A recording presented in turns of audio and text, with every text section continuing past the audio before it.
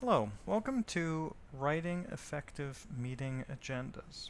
If you're part of a group that meets regularly, whether it's a committee at work, a group at school, or a board of a nonprofit organization, you can benefit from having a meeting agenda. Basically, an agenda is just a fancy to-do list for that meeting.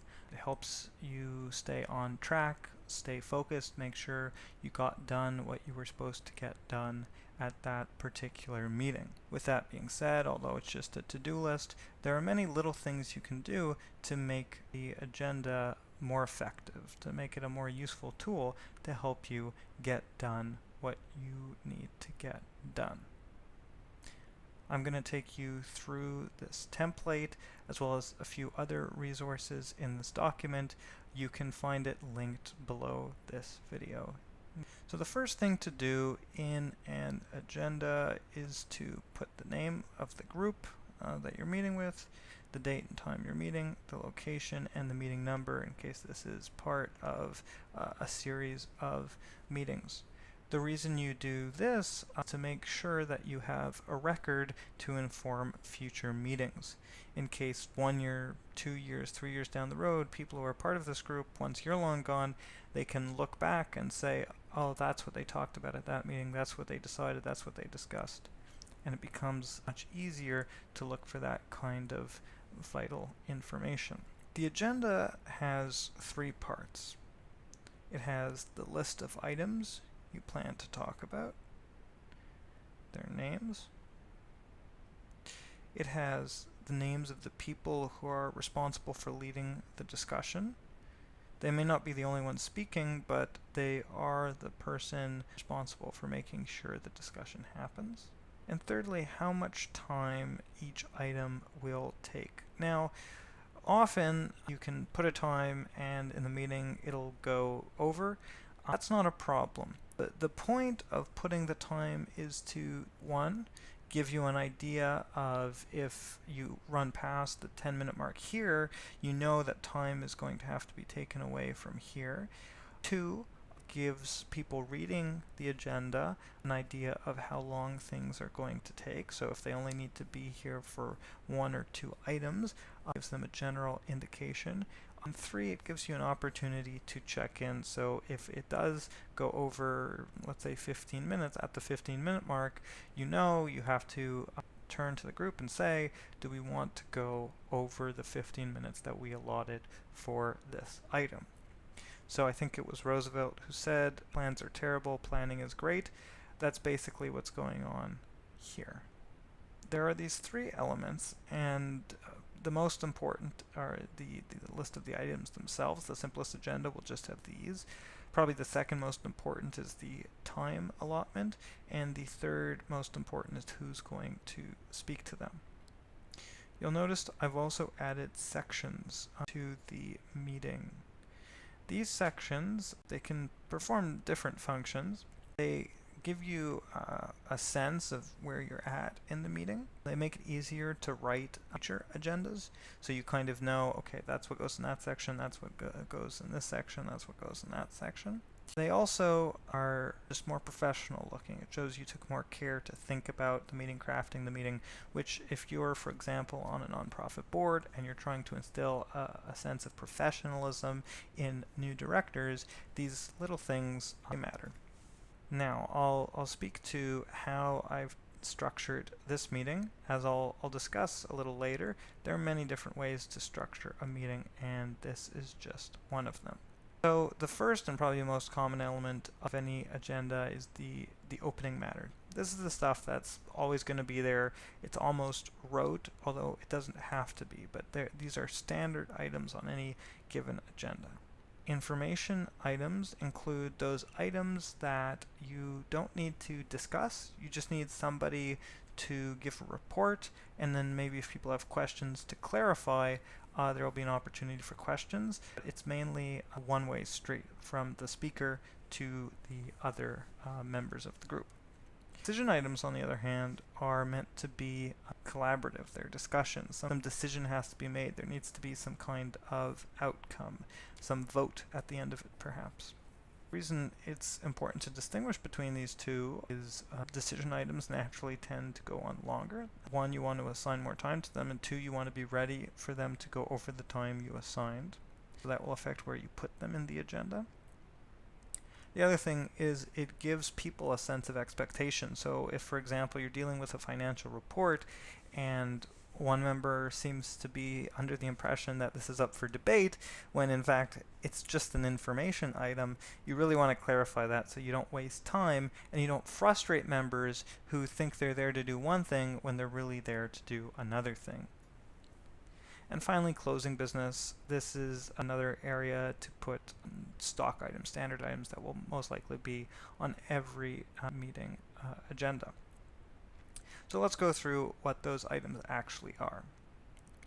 The first item you want to have on your agenda is approval of agenda.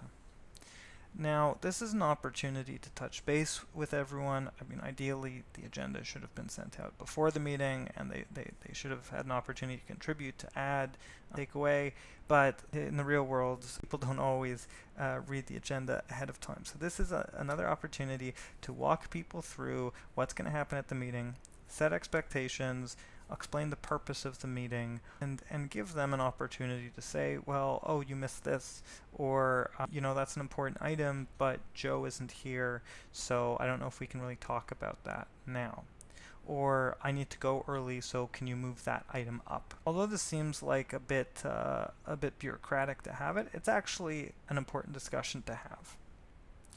The second is approval of last meeting's minutes.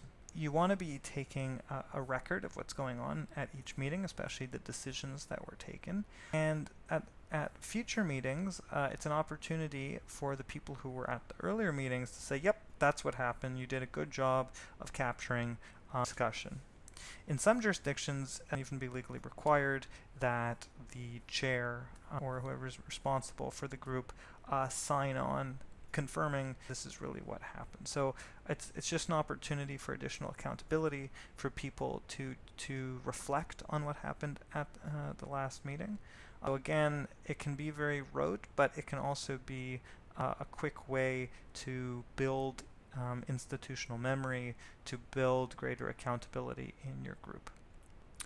Thirdly, review of standing action. So this one is a pretty unique item. This is something that I encourage in the groups I work with, but you won't find it on every agenda. A standing action list is basically a fancy to-do list, not just for the meeting, but for the group as a whole. And I'll talk later about what goes in a standing action list and how to use it. Basically, you do it at the beginning of the meeting to make sure that everybody is up to date on where things are at, that don't need to be spoken about at this specific meeting, but they're kind of in the background. It's also an opportunity in case people aren't doing their work that they know they're going to be asked about it at the beginning of the next meeting. So it's a sort of a way of encouraging accountability. Fourthly, if it's the first meeting of your group, you want to build in some time for member introductions to create the kind of team atmosphere that will lead to an effective meeting. Information items, this will usually include reports from what are called officers. It could include the chair, the vice president, the secretary, the treasurer, anyone else who has a kind of executive role. And their report should really describe the activities that they've done since the last meeting. Ideally, they've written the report and they've sent it out before the meeting so that you don't want them to just reiterate what's in the report, to just repeat it. You want them to give a bit of context and give people an opportunity for questions to clarify. Decision items, so these are the items that where you need to take a vote at the end, you need to discuss something, setting priorities, how to divide responsibilities. These are both great items if it's the first meeting of a group. Finally, closing business. So the other business item is actually a pretty important item in two ways. It serves two functions.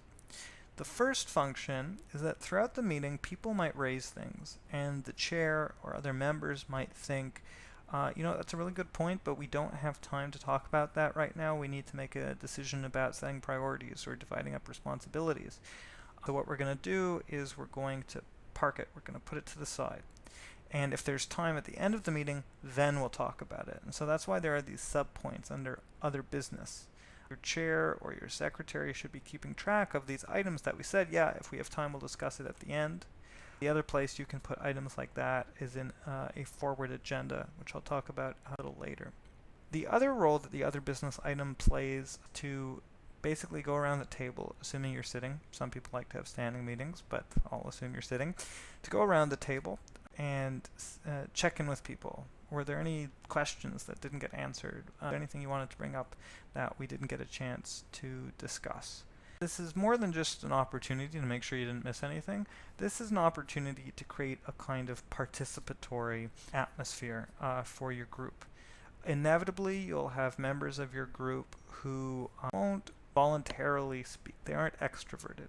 You need to build in time to basically give them permission, to encourage them to speak. They say, okay, that's what this item is for. It's to go around the table and everybody says something.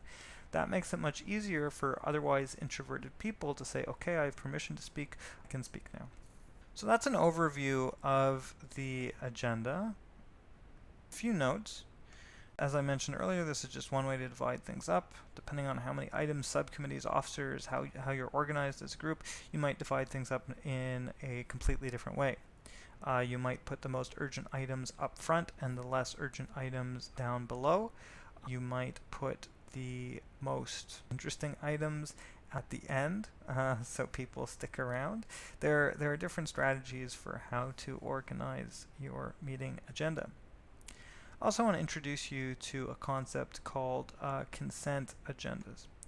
Consent agendas basically take all the items that don't really require too much discussion, or at least not usually, put them all together and say, okay, one vote, we'll take care of all of them at once.